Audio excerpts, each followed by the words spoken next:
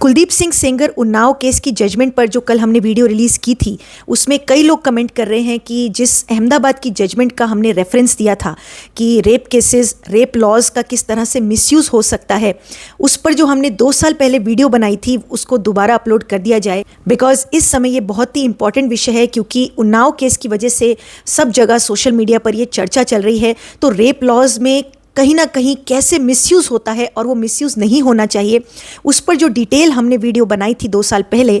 तो सभी के रिक्वेस्ट पर हम वो वीडियो वापस यहाँ पर अपलोड कर रहे हैं ताकि ज़्यादा से ज़्यादा लोग उसको समझ सकें कि रेप लॉज जिसके लिए बनाए गए थे उनको उसका बेनिफिट मिलना चाहिए, ना कि मिसयूज़ का साधन बनना चाहिए। क्या होगा जब इस देश के न्यायालय सामने वाले के पद और पोजीशन को देखते हुए फैसला देने लगेंगे? क्योंकि हमारा संविधान तो कहता है इक्वालिटी बिफोर लॉ, यानी कानून के लिए सब इक्वल हैं। कानून का एप्लीकेशन सबके साथ समानता से होना चाहिए और कोर्ट ने ये नहीं देखना है कि सामने वाला कौन है, बल्कि ये देखना है कि सामने वाले ने क्या किया है। लेकिन आज मैं आपको एक ऐसे केस के बारे में बताने वाली हूं जिसमें एक कोर्ट ने, हमारे देश के एक कोर्ट ने ऐसी जजमेंट पास की है जिसमें उन्होंने सामने वाले के पद और पोजीशन को देखते हुए अपनी जजमेंट का आधार बनाया है। लेकिन उस जजमेंट को डिस्कस करने से पहले मैं आपको एक सिचुएशन देती हूं कि आप एज्यूम कीजिए कि आप कोई बड़े पद पर या बड़े पोजीशन पर हैं, हाई प्रोफाइल व्यक्ति हैं, या फिर बहुत लोग जो मेरी वीडियो देख रहे होंगे उनमें से आप में से रियल में ही कोई बड़े पद पर है या बड़े पोजीशन पर है। मान लीजिए आप कोई अफसर हैं, या आप कोई बड़े आर्टिस्ट हैं, बड़े एथलीट हैं, या कोई भी आप बड़ी हस्ती हैं, आप फेमस हैं, या आपका पुलिस में और नेताओं में उठना बैठना है, या आप बड़े सोशल वर्कर हैं, मीडिया पर आते हैं, आपकी पहचान है काफ़ी, यानी आपके पास बड़ा पद या पोजीशन है। या फिर मान लीजिए आप कोई डीएम है और आपके अंडर में पूरा पुलिस डिपार्टमेंट है, और अचानक से एक दिन एक लड़की आके कहती है कि 12 साल पहले इन्होंने मेरे साथ रेप कमिट किया था, और ये लड़की डेट भी फिक्स नहीं बताती है कि कौन सी डेट पर वो एलिगेशन लगा रही है। वो एक रफ अंदाज बता देती है कि इस समय पर हुआ था और 12 साल पहले हुआ था, और आपके ऊपर केस दर्ज हो जाता है, कोर्ट में ट्रायल चलता है। आप कोर्ट में ये डिफेंस लेते हैं कि 12 साल तक ये लड़की चुप क्यों रही, इसका कोई जस्टिफाइड रीजन लड़की ने नहीं दिया है, और 12 साल तक मैं उसके लिंक में ही नहीं था, यानी मैंने उसको कोई थ्रेट भी नहीं दिया था, ऐसा कोई एलिगेशन भी नहीं है। मान लीजिए मैं आपको ये सिचुएशन दे रही हूं कि आपने थ्रेट भी नहीं दिया उसको 12 साल तक कि वो चुप रहे, ऐसा कोई रीजन नहीं है कि वो 12 साल तक क्यों चुप रही। और आप कोर्ट में कहते हैं कि सुप्रीम कोर्ट की जजमेंट्स है कितनी सारी कि अगर कोई इतने लंबे डीले के बाद आता है तो उसके ऊपर शक किया जाना लाजमी है, एक सस्पिशन बनाना, कोर्ट का एक सस्पिशन देखना, डाउट कास्ट करना लाजमी है कि 12 साल तक कोई क्यों नहीं कंप्लेन किया। लेकिन ये कोर्ट कहती है कि मुझे यहां पर सस्पिशन नहीं दिख रहा, और कोर्ट आपको कन्विक्शन कर देती है सिर्फ इस बात पर कि क्योंकि आप एक बड़े पद पर हैं, क्योंकि आप एक बड़ी पोजीशन पर हैं, आपका नेताओं के साथ, पुलिस वालों के साथ उठना बैठना है, और जो कंप्लेनेंट है वो एक साधारण व्यक्ति है, इसीलिए मुझे लगता है कि 12 साल का डिले जस्टिफाइड है, और 12 साल के बाद भी कंप्लेनेंट की एक कंप्लेंट मैं लेता हूं और आपको कन्विक्ट करता हूं। सिर्फ इस रीजन को कोर्ट ने जस्टिफाइड मान लिया, रीजनेबल मान लिया, जबकि सुप्रीम कोर्ट ने कहा है कि इतने लंबे डीले पर अगर रीजन बहुत जस्टिफाइड और रीजनेबल हो कि वो 12 साल तक क्यों नहीं कंप्लेन कर पाई, तो ही आपने उस डीले को माफ करना है। लेकिन यहां पर आपके साथ कोर्ट ने कन्विक्शन की सिर्फ इस आधार पर कि क्योंकि आप बहुत बड़े व्यक्ति हैं और सामने वाला एक साधारण व्यक्ति है, इसीलिए हम 12 साल के डीले को माफ कर रहे हैं, और आपको कन्विक्शन कर देती है कोर्ट। तो आप इस सिचुएशन में सोचिए कि क्या ये आपके साथ अन्याय नहीं हुआ है? क्या कोर्ट ने सिर्फ इस आधार पर कि आप एक बड़े पद पर हैं और कन्विक्शन कर देनी चाहिए, 12 साल का डीले माफ कर देना चाहिए? क्या कानून का एप्लीकेशन जिन बातों पर होना चाहिए उन बातों को छोड़कर सिर्फ इस बात पर होगा कि आप क्योंकि एक बड़े पद पर हैं इसलिए आपके ऊपर कोई 12 साल बाद आके भी कंप्लेंट कर देगा तो उसकी बात को गॉस्पेल ट्रुथ मान के कन्विक्शन कर दिया जाएगा? ऐसा ही इस केस में हुआ है। यहां पर अहमदाबाद की कोर्ट ने जजमेंट पास की है और ये केस है आसाराम बापू का। इसके अंदर क्योंकि मैंने जजमेंट पढ़ी है तो मैं आपको बताऊं कि इसके अंदर एलिगेशन एक लड़की ने लगाया 2013 में, और उसने ये कहा कि 12 साल पहले 2001 में मेरे साथ में रेप हुआ था। और जैसा कि मैंने आपको बताया कि इस केस में जो मैंने आपको सिचुएशन बताई थी, उसी तरह इस केस में जो लड़की है उसने कोई डेट नहीं बताई कि किस डेट पर मैं एलिगेशन लगा रही हूं। उसने कहा कि 2001 में गुरु पूर्णिमा का प्रोग्राम था, उस समय मेरे साथ ऐसा हुआ। फिर उसके बाद से वो कहती है कि नहीं नहीं, जन्माष्टमी का दिन था, उस दिन मेरे साथ ऐसा हुआ। फिर वो दोबारा स्टेटमेंट बदलती है और कहती है कि नहीं नहीं, गुरु पूर्णिमा के 2 दिन बाद मेरे साथ ऐसा इंसिडेंट हुआ। फिर उसके बाद फिर से स्टेटमेंट बदलती है और कहती है कि नहीं नहीं, गुरु पूर्णिमा के कुछ दिन बाद हुआ। कितने दिन बाद हुआ वो क्लियर नहीं करती है, यानी डेट भी फिक्स नहीं है। आप सोचिए कि आपके ऊपर कोई एलिगेशन लगाए और डेट भी आपको ना पता हो, तो आप कैसे अपने आप को डिफेंड करेंगे? आप किस डेट पर कहेंगे कि मैं उस समय वहां पर था या नहीं था, या कैसे अपने आप अपना डिफेंस भी करेंगे जब आपको डेट ही नहीं पता है? यहां पर इंसिडेंट की डेट ही फिक्स नहीं है, सिर्फ एक रैंडमली कहा गया है कि 2001 में गुरु पूर्णिमा के कुछ दिन बाद मेरे साथ ऐसी ऐसी घटना हुई। और 2013 में जाके ये कंप्लेंट दर्ज हुई और अभी 1 महीना पहले अहमदाबाद की कोर्ट ने इस केस में जजमेंट पास की और कहा कि इतने लंबे डीले के बाद जब डिफेंस के आर्ग्यूमेंट्स हुए और डिफेंस के वकील ने ये कहा कि इतने लंबे डीले को आप जस्टिफाइड नहीं मान सकते हैं क्योंकि कंप्लेनेंट ने कोई रीजन नहीं दिया है रीजनेबल कि इतने लंबे डीले तक, इतने समय तक वो चुप क्यों रही, तो कोर्ट ने कहा कि हम इसमें डीले को माफ करते हैं क्योंकि आप एक बड़ी पोजीशन पर थे, क्योंकि आसाराम बापू के पास कई बड़े लोग आते थे, कई बड़े नेता आते थे, कई पुलिस वाले आते थे, इसीलिए जो है हम यहाँ पर 12 साल का डीले माफ करते हैं। और हम ये मानते हैं कि इसीलिए जो लड़की है वो चुप रही, तो वो चुप रही इसका रीजन हमें ये जस्टिफाइड लगता है क्योंकि आप बड़े थे। सिर्फ इस बात पर अहमदाबाद की कोर्ट ने 12 साल के डीले को माफ कर दिया। तो मेरा यहां पर यह कहना है कि क्या ये जजमेंट लीगल है? क्या ये जजमेंट आने वाले समय में सबके लिए एक मिसयूज करने का कारण नहीं बनेगी? यहां पर आसाराम बापू के साथ तो अन्याय हुआ ही है, लेकिन इस जजमेंट का आने वाले दिनों में कितना मिसयूज होगा अगर ये जजमेंट हाई कोर्ट में जाकर अपहेल्ड हुई तो। इसीलिए ये हाई कोर्ट में ये जजमेंट सेट असाइड होनी चाहिए और हाई कोर्ट ने इसके ऊपर फाइंडिंग देनी चाहिए कि क्या इस तरह की कंप्लेंट्स में जहां पर कोई 12 साल बाद आकर कह देता है कि मेरे साथ रेप हुआ और वो डेट भी फिक्स कोई नहीं बताता है, कोई रीजन जस्टिफाइड नहीं बताता है, क्योंकि इस केस के फैक्ट्स के अनुसार,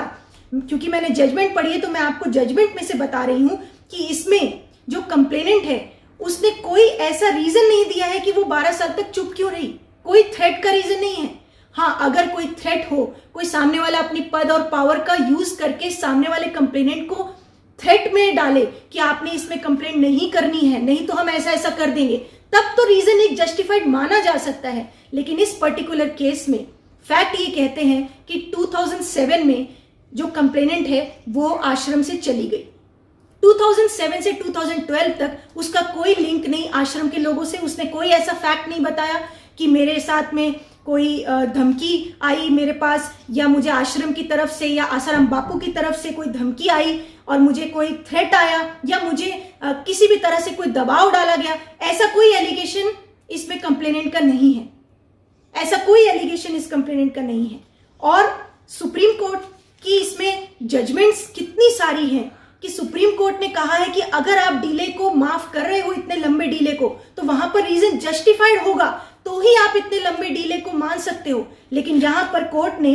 सुप्रीम कोर्ट की एक जजमेंट का हवाला देते हुए कहा कि एक मैटर में सुप्रीम कोर्ट ने 2 साल के डीले को माफ किया था। तो इस कोर्ट ने, अहमदाबाद की कोर्ट ने कहा कि क्योंकि सुप्रीम कोर्ट ने कहा है उस केस में, एक पर्टिकुलर केस नजीर साइटेशन मार्क करी जिसमें कहा कि 2 साल के बाद एक रेप केस में कोर्ट ने कन्विक्शन की, तो सुप्रीम कोर्ट ने अपहेल्ड किया। सुप्रीम कोर्ट ने उसमें कहा कि रेप केसेस में जो है जो लड़कियां होती हैं वो काफी जो है आने में सोचती हैं, टाइम लगता है क्योंकि एक सोसाइटी का प्रेशर भी होता है, तो 2 साल की डिले को माफ किया। उस जजमेंट को रेफर करते हुए अहमदाबाद की कोर्ट ने कहा कि इसीलिए हम भी यहाँ पर 12 साल का डिले माफ करते हैं। लेकिन आप ध्यान दीजिए कि वो केस में 2 साल का डिले था और इस केस में 12 साल का डिले है। 2 साल और 12 साल में बहुत बड़ा फर्क होता है। और यहां पर इस केस में डेट भी फिक्स नहीं है कि 12 साल पहले कौन से दिन की वो घटना बता रही है, पर्टिकुलर दिन नहीं है। और मैं आपको ये भी बताऊं कि इस केस में इवन लड़की से जब क्रॉस एग्जामिनेशन में पूछा गया कि गुरु पूर्णिमा का आप एलिगेशन बता रहे हो, गुरु पूर्णिमा कौन से महीने में आता है, आप इतना बता सकते हैं? तो लेकिन कंप्लेनेंट का कहना था मुझे महीना ही नहीं पता है कि कौन सा महीना है। उसको महीना भी नहीं पता है कि कौन से मंथ में वो एलिगेशन लगा रही है। ऐसे इस केस के फैक्ट्स हैं। तो मेरा ये कहना है कि अगर अहमदाबाद की कोर्ट ने उस 2 साल के डिले के माफ करने वाली जजमेंट को रेफर करते हुए आज 12 साल का डिले माफ कर दिया, तो ऐसे में अगर ये जजमेंट आगे चल के हाई कोर्ट से अपहेल्ड हो गई तो इसके कॉन्सिक्वेंसेस क्या होंगे? ये भी जजमेंट एक नजीर बन जाएगी, एक साइटेशन बन जाएगी और आने वाले समय में दूसरी कोर्ट्स इस जजमेंट का हवाला देकर 12 की बजाय फिर 24 साल का डिले माफ करेंगे। फिर उसका हवाला देकर आगे चल के तो आने वाले समय में 50 साल का डिले माफ होगा। फिर तो कोई भी अगर फॉल्स कंप्लेंट करना चाहे, किसी को फंसाना चाहे, तो वो 25 साल बाद, 50 साल बाद आके कोई कहेगा कि मेरे साथ 50 साल पहले ऐसा ऐसा एलिगेशन लगाएगा कि मेरे साथ रेप हुआ था, तो आप कन्विक्शन कर देंगे अगर इस जजमेंट को फॉलो करते हुए। तो ये कितना इसका नुकसान होगा, कितना इसका मिसयूज होगा। और जिन लोगों को किसी से बदला लेना है, फॉल्स कंप्लेंट करना है, तो ये उनके लिए कितना रास्ता साफ हो जाएगा। तो ये जजमेंट आने वाले समय में एक मिसयूज का साधन बनेगा, एक अन्याय का साधन बनेगा। अभी आपने रिसेंटली एक न्यूज देखी होगी कि मुंबई में एक चार्टेड अकाउंटेंट ने सुसाइड कर लिया इस वजह से कि उसके ऊपर फॉल्स कंप्लेंट किया एक उसके साथ में काम करने वाली एम्प्लॉय ने। उसने सुसाइड कर लिया कि फॉल्स कंप्लेंट को मैं कैसे झेलूंगा, क्योंकि असल में हमारे देश में बहुत सारे जो है ब्रूटल रेप केसेस सामने आने लगे। इसकी वजह से बहुत कानून में बदलाव लाए गए और वो जरूरी भी थे, क्योंकि समाज में बहुत ऐसे लोग हैं जो कि क्रिमिनल माइंडेड लोग घूम रहे हैं और ब्रूटल रेप और मर्डर कमिट करते हैं। तो उनके लिए कानून का स्ट्रिक्ट होना बहुत जरूरी था और इसीलिए कानून में जो स्ट्रिक्टनेस लाई गई रेप के केसेस में, रेप के कानूनों में, वो बहुत जरूरी था। मैंने खुद उसमें आवाज उठाई थी। लेकिन वहां पर यह भी ध्यान रखना बहुत जरूरी है कि कहां पर इस लॉ का मिसयूज हो रहा है। मिसयूज भी नहीं होना चाहिए, क्योंकि कोई भी लॉ अगर स्ट्रिक्ट बनाया जाता है तो उसके मिसयूज के चांसेस भी बढ़ जाते हैं। तो मिसयूज रोकने के लिए कहीं ना कहीं कोई कदम जरूर उठाना चाहिए। तो मैंने इसमें पहले भी एक बार बात की थी कि जो रेप के कानून है उसमें एक सेपरेशन होना चाहिए कि ब्रूटल रेप और मर्डर केसेस को सेपरेट क्राइटेरिया में रखना चाहिए और इस तरह के केसेस को सेपरेट क्राइटेरिया में रखना चाहिए जहां पर कि विक्टिम का मर्डर नहीं हुआ है या फिर जहां पर इंजरीज नहीं हुई है या फिर जहां पर इस तरह से इनऑर्डिनेट डिले के बाद कोई आके कह रहा है कि मेरे साथ रेप हुआ है, कोई डेट नहीं, कोई एविडेंस नहीं। इस तरह के केसेस को सेपरेट किया जाए। अदरवाइज कोर्ट्स ये डिफरेंशिएट ही नहीं कर पाएंगे कि कौन सा केस फॉल्स है, कौन सा केस ट्रू है और कितना ज्यादा मिसयूज होने लगेगा। अभी recently Punjab Haryana high court ने एक जजमेंट में कहा कि इस तरह के मेरे सामने फॉल्स केसेस आने लगेंगे रेप के, तो मैं ये फर्क ही नहीं कर पाऊंगा कि कौन से फॉल्स केस है, कौन से ट्रू केसेस हैं। कितना मुश्किल हो जाएगा ये समझना कि कौन सच्चा है, कौन झूठा है। इसीलिए कहीं ना कहीं इस लॉ का मिसयूज ना हो, इसके लिए भी स्टेप्स उठाने बहुत जरूरी हैं और उसी में मुझे लगता है कि ये जजमेंट के ऊपर बात करना बहुत जरूरी है। इस जजमेंट को चैलेंज करना बहुत जरूरी है, क्योंकि अगर ये जजमेंट आगे चल के अपहेल्ड हुई तो इसी के माध्यम से जो रेप के कानूनों का मिसयूज है वो होगा। और देखिए, रेप के कानूनों का मिसयूज होने से जो निर्दोष हैं उनके साथ तो अन्याय होगा ही, लेकिन जो सच्चे केसेस हैं वहां पर भी अन्याय होगा, क्योंकि ये कोर्ट ये फर्क ही नहीं कर पाएगी कि सामने वाला केस झूठा है या सच्चा है, जैसा पंजाब हरियाणा हाई कोर्ट ने कहा। तो इसीलिए मैं ये अपील करती हूं सभी सीनियर एडवोकेट से, मैं ये अपील करती हूं जुडिशरी से, जुडिशियल फ्रेटर्निटी से, लॉयर्स की फ्रेटर्निटी से, कि सीनियर लॉयर्स इस जजमेंट के ऊपर रिसर्च करें, क्योंकि ये जजमेंट एक ऐसी जजमेंट है जिसमें कि मुझे बहुत पढ़ के शॉकिंग लगा, और कोई भी सीनियर लॉयर इस जजमेंट को पढ़ेगा तो उनको जरूर ये बात शॉकिंग लगेगी कि कैसे 12 साल के लंबे डीले को सिर्फ इस बात पे माफ कर दिया गया कि आप एक बड़ी हस्ती हैं, आप एक बड़े पद पर हैं, आप एक बड़ी पोजीशन पर हैं। यानी कोर्ट का ये कहना है यहाँ पर, अहमदाबाद की कोर्ट का, कि अगर उनके सामने कोई बड़ी हस्ती नहीं होती, कोई बड़ी पद पोजीशन वाला कोई सामने नहीं होता एक्यूज्ड, कोई साधारण एक्यूज होता, तो क्या कोर्ट का फैसला ये नहीं होता? यानी इनका ये कहना है कि कोई साधारण अगर एक्यूज होता और एक लड़की आके बोलती कि मेरे चाचा या मामा या रिलेटिव या किसी व्यक्ति ने, जो एक साधारण व्यक्ति है, उसने मेरे साथ रेप किया था 12 साल पहले, तब ये कोर्ट ये फैसला नहीं देती और तब वो 12 साल के डीले को माफ नहीं करती। ऐसा अहमदाबाद कोर्ट का इंटरप्रिटेशन है। यानी किसी का बड़ा पद होना, बड़ी पोजीशन होना ही उसके लिए एक अभिशाप हो गया है कि क्योंकि वो बड़े पद पर है, बड़ी पोजीशन पर है, इसीलिए जो है कोर्ट कोई भी लड़की 12 साल बाद, 15 साल बाद आके कहेगी, एलिगेशन लगाएगी और वहां पर 12 साल का डीले माफ हो जाएगा। तो इसका मतलब तो या तो ये हुआ कि जो भी मेरी वीडियो सुन रहे हैं और जो कोई किसी न किसी बड़े पद पर है या किसी न किसी पोजीशन पर है या फेमस है, या कोई भी नहीं भी फेमस है लेकिन आप कोई बड़े अफसर हैं, तो आप अलर्ट हो जाइए। फिर तो आप बीवेयर हो जाइए कि आपके ऊपर कभी भी ऐसा केस हो सकता है और फिर यही जजमेंट को नजीर बना के आपके ऊपर भी कोर्ट कन्विक्शन कर सकती है। आप फिर अलर्ट हो जाइए, आपको डरने की जरूरत है। नहीं तो फिर आप इस जजमेंट के ऊपर आवाज उठाइए। मैं ये आम जन से भी सबको कहना चाहती हूं कि आप इस जजमेंट पर जो है आवाज उठाइए कि ये जजमेंट सही नहीं है। और मैं सीनियर लॉयर्स और जो है कानून में, जो कानून के फील्ड में जो सब लोग हैं, मैं उनसे ये अपील करती हूं कि इस जजमेंट के ऊपर रिसर्च की जाए, इस जजमेंट के ऊपर बात की जाए और ये जजमेंट हाई कोर्ट से अपील ना हो और हाई कोर्ट से एक ऐसी फाइंडिंग आए कि इस तरह के केसेस में क्या इस तरह की फाइंडिंग देना जायज है। मैं आपको इस जजमेंट के और शॉकिंग फैक्ट्स बताऊं तो इसमें कहीं भी कोई एविडेंस नहीं है, क्योंकि वैसे भी देखो 12 साल बाद कोई एविडेंस कैसे गैदर हो सकता है? कोई फॉरेंसिक एविडेंस नहीं हो सकता, कोई सर्कमस्टेंशियल एविडेंस नहीं हो सकता, कोई tower location, mobile location gather नहीं हो सकती। तो ऐसे केस में सिर्फ रेप कंप्लेनेंट का स्टेटमेंट ही होता है और इस केस में भी वही है। हालांकि सुप्रीम कोर्ट ने कहा है कि आप किसी रेप विक्टिम के स्टेटमेंट के ऊपर पूरा सोलली रिलाई करके कन्विक्शन कर सकते हैं और ये ठीक भी बात है, लेकिन उसमें एक कंडीशन है। सुप्रीम कोर्ट ने उसमें एक कंडीशन लगाई है कि अगर रेप कंप्लेनेंट का स्टेटमेंट संदेहों से परे दिख रहा हो, रिलायबल दिख रहा हो, ट्रस्टवर्दी दिख रहा हो। ट्रस्टवर्दी यानी कि विश्वास योग्य दिख रहा हो। और विश्वास योग्य कब होता है? जब लगे कि वो झूठ नहीं बोल रही है, उसके स्टेटमेंट में कोई वेरिएशन नहीं है, कोई जो है कॉन्ट्रडिक्शंस नहीं है और वो रिलायबल है। ऐसे ही केस में आप रेप विक्टिम के स्टेटमेंट पर सोलली रिलाई करके कन्विक्शन कर सकते हैं। तो अहमदाबाद कोर्ट ने भी सुप्रीम कोर्ट की इस गाइडलाइन को फॉलो करते हुए कहा कि इसलिए हम रेप कंप्लेनेंट के स्टेटमेंट पर रिलाई कर रहे हैं सोलली और कन्विक्शन कर रहे हैं। लेकिन जो कंडीशन सुप्रीम कोर्ट ने लगाई वो यहां फॉलो नहीं की अहमदाबाद कोर्ट ने, क्योंकि इस केस में कंप्लेनेंट के वर्जन में इतने कॉन्ट्रडिक्शंस हैं जो कि डिफेंस के एडवोकेट्स ने मार्कआउट किए हैं और कोर्ट को दिखाए हैं, लेकिन कोर्ट ने उन सभी कॉन्ट्रडिक्शंस और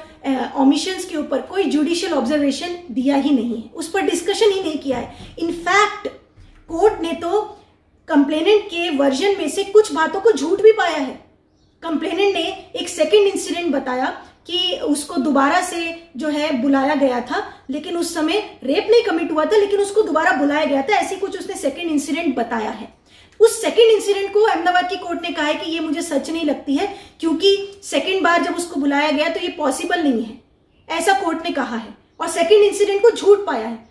इसी के साथ कोर्ट ने एक और वर्जन को झूठ पाया है जिसमें कि कंप्लेनेंट ने यहाँ पर आसाराम बापू के अलावा 4-5 और आरोपियों को कहा है कि वो भी इस पूरे उसमें घटना में शामिल थे। आसाराम बापू की बेटी और पत्नी भी जिसमें है और 3 और लेडीज हैं जो कि उसने कहा कि वो सब शामिल है और उन्होंने मिलके मुझे जो है आसाराम बापू से रेप करवाया, पूरा उसने उसमें वर्जन अपना दिया है। तो कोर्ट ने उन बाकी 4-5 आरोपियों को बरी कर दिया है और कोर्ट ने तो ये तक कहा है कि कोई बेटी अपने पिता के पास रेप करवाने के लिए किसी को नहीं भेजेगी, ऐसा भी कोर्ट ने कहा है। और कोर्ट ने जो कंप्लेनेंट का वर्जन है उसको झूठा पाया है, बाकी जो 4-5 लोगों के बारे में कंप्लेनेंट ने कहा है। तो यानी कोर्ट ने कंप्लेनेंट के कुछ वर्जन को तो झूठ पा लिया और कुछ वर्जन पर रिलाय करके कन्विक्शन कर दिया।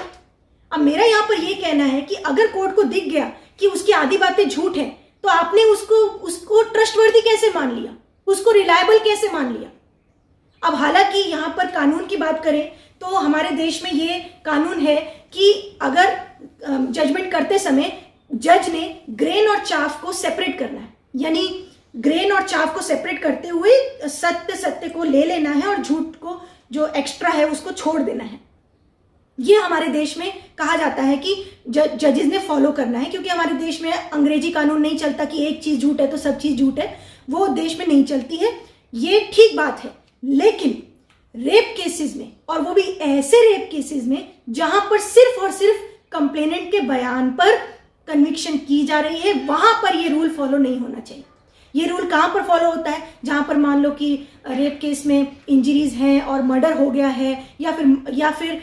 इस तरह के केस जहां पर कि और भी सपोर्टिव साथ में एविडेंस है और भी बहुत सारा कोरॉबरेटिव और सर्कमस्टेंशियल एविडेंस है, वहां पर विटनेसेस के स्टेटमेंट्स में से कोर्ट ने जो है ग्रेन और चाफ को अलग करके सत्य को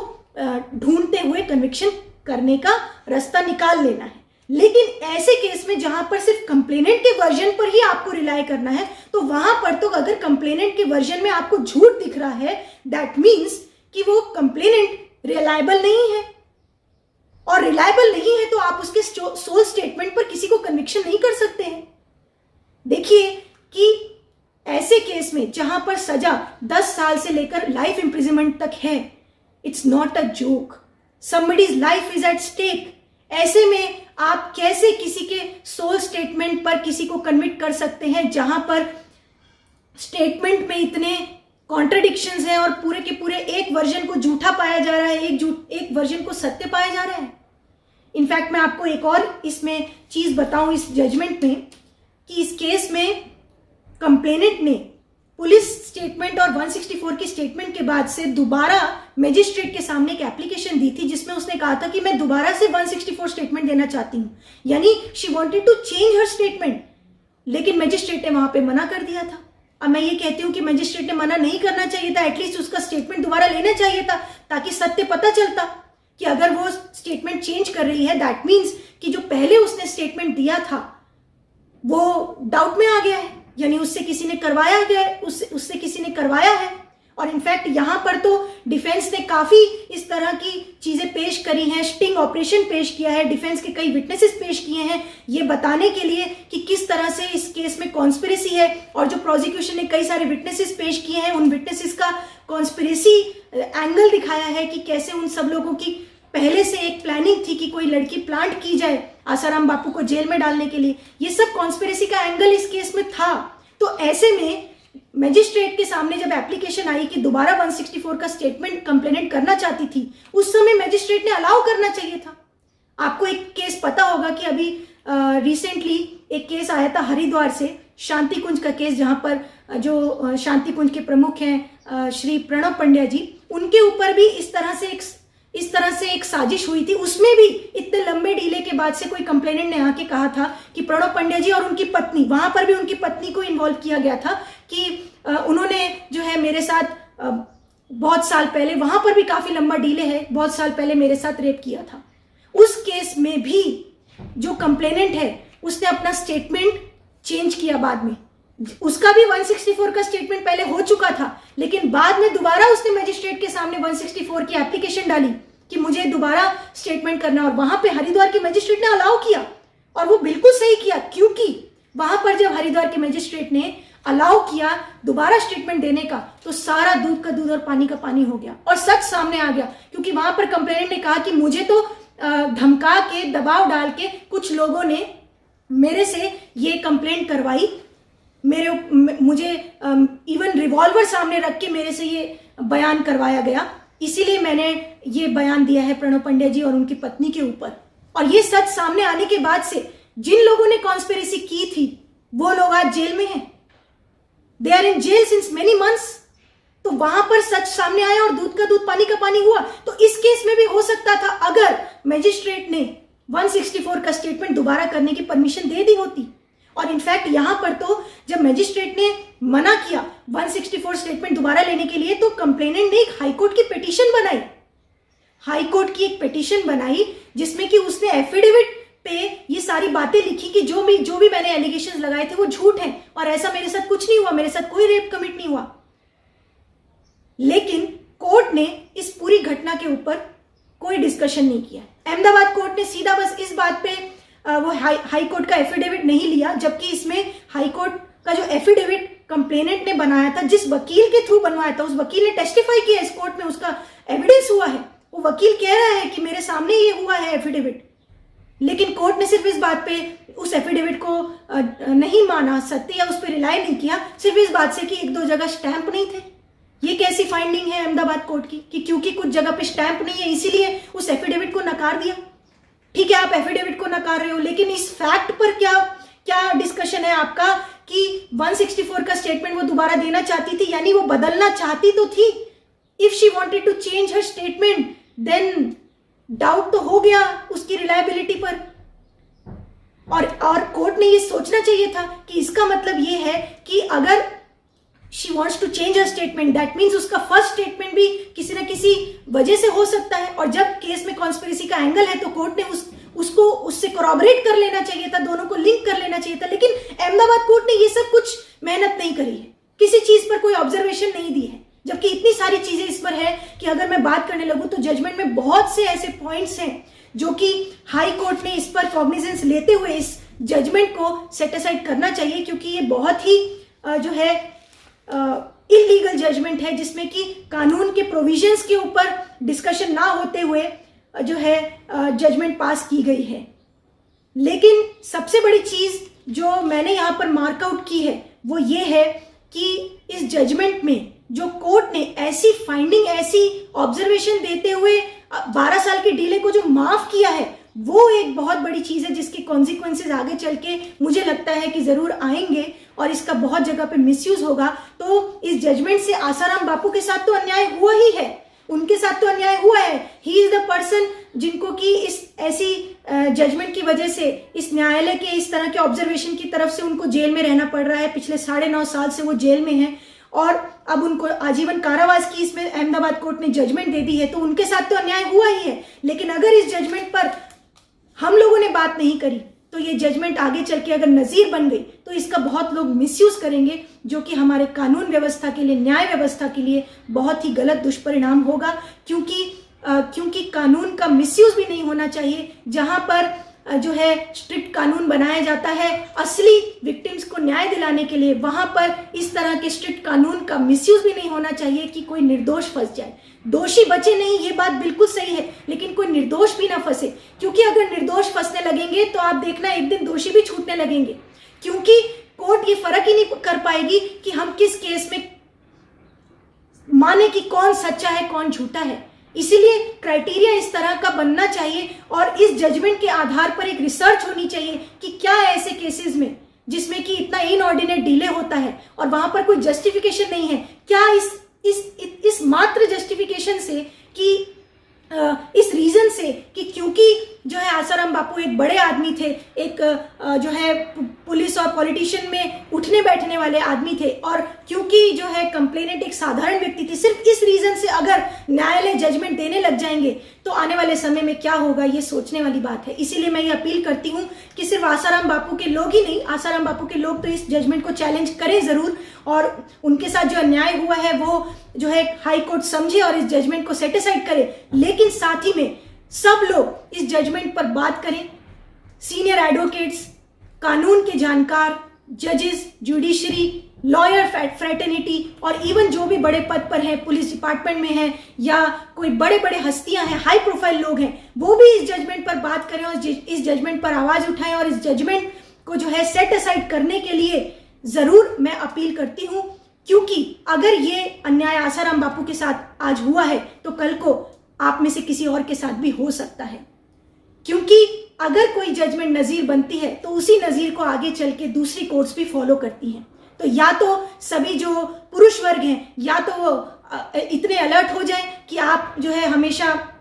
सीसीटीवी लगा के बैठें, आप अपने पर्सनल रूम्स में भी सीसीटीवी लगाएं, या तो फिर इस जजमेंट को चैलेंज करें। और क्योंकि ये रवैया जो कोर्ट का है ये बदलना चाहिए। मैं आपको एक रिसेंट घटना बताती हूँ। अभी पिछले महीने की बात है, जनवरी में मैं सुप्रीम कोर्ट में थी और वहां पर एक केस चल रहा था शाहनवाज हुसैन का, जो एक पॉलिटिशियन है। वहां पर सीनियर एडवोकेट लूथरा जी और सीनियर एडवोकेट रोहतगी जी आर्ग्यू कर रहे थे। वो उस केस के मेरिट्स पर अच्छा आर्ग्यू कर रहे थे। मैं मेरिट्स पर, केस पर नहीं जाऊंगी कि केस के क्या फैक्ट्स और मेरिट्स हैं, लेकिन वहां पर जो मैंने एक चीज ऑब्जर्व की, उस समय भी ऑनरेबल सुप्रीम कोर्ट का जो रवैया था, उन्होंने एक जगह पे एक लाइन ऐसी बोली कि जब आर्ग्यूमेंट कर रहे थे सीनियर एडवोकेट्स लूथरा जी और रोहतगी जी, तो सुप्रीम कोर्ट ने कहा आप जो इसमें लूप होल्स बता रहे हैं ना, आपकी जगह पे कोई साधारण व्यक्ति होता तो हम अलग दृष्टि से सोचते, लेकिन क्योंकि आप एक पॉलिटिशियन, एक पावरफुल व्यक्ति हैं, तो ये लूप होल्स हम नहीं देख रहे हैं। तो ये मुझे ऑब्जर्वेशन बहुत अजीब लगा कि क्या हमारे देश के सुप्रीम कोर्ट का रवैया ऐसा होना चाहिए कि आप सामने वाला कौन है इस पर आप नजरिया रखेंगे अपना। हालांकि ठीक है, मेरिट्स पर जो भी केस था वहां पर उनको रिजेक्ट किया गया, वो अलग मैटर है, लेकिन एक रवैया, एक सोच, एक मेंटालिटी अगर हमारे देश में ऐसे कानून की और जजेस की होने लग जाएगी तो क्या होगा हमारे देश में। कल को कोई बड़ा बनना ही नहीं चाहेगा, कल को कोई बड़े पद पर जाना ही नहीं चाहेगा, कोई पावरफुल बनना ही नहीं चाहेगा, कोई बड़े काम करना ही नहीं चाहेगा। चलिए, ऑनरेबल सुप्रीम कोर्ट के तो वो सिर्फ ओरल कमेंट थे जो मैंने वहां पर सुने थे, लेकिन ये तो एक जजमेंट है,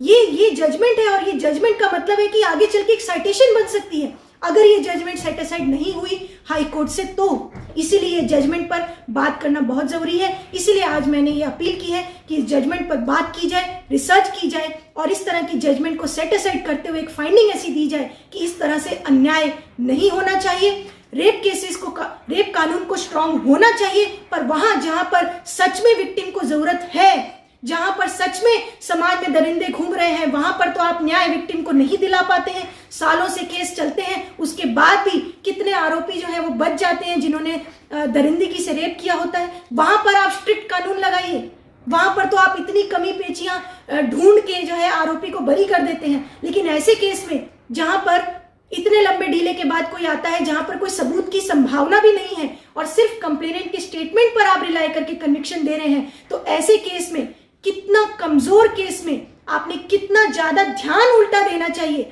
लेकिन ध्यान देने की बजाय आप सिर्फ इस बात पे कन्विक्शन कर रहे हैं, इस बात पे 12 साल का डीले माफ कर रहे हैं कि सामने वाला एक बड़ा आदमी है और दूसरा आदमी साधारण है। हाँ, ठीक बात है कि किसी को दोषी ठहराने के लिए आप ये बात बोलिए कि किसी की पावर और पद ना देखा जाए। अगर कोई दोषी है तो वो छूटे भी नहीं, चाहे वो कोई भी पद पर है। कानून अगर इक्वल है तो दोनों क्राइटेरिया से है कि कोई छूटे भी नहीं। अगर दोषी है तो उसके पद और पावर की वजह से वो छूटना भी नहीं चाहिए, लेकिन अगर वो निर्दोष है तो अपने पद और पावर या पोजीशन की वजह से फंसना भी नहीं चाहिए, क्योंकि हमारे देश में दोषी छूटे नहीं और निर्दोष फंसे नहीं। ये क्राइटेरिया कानून का होना चाहिए।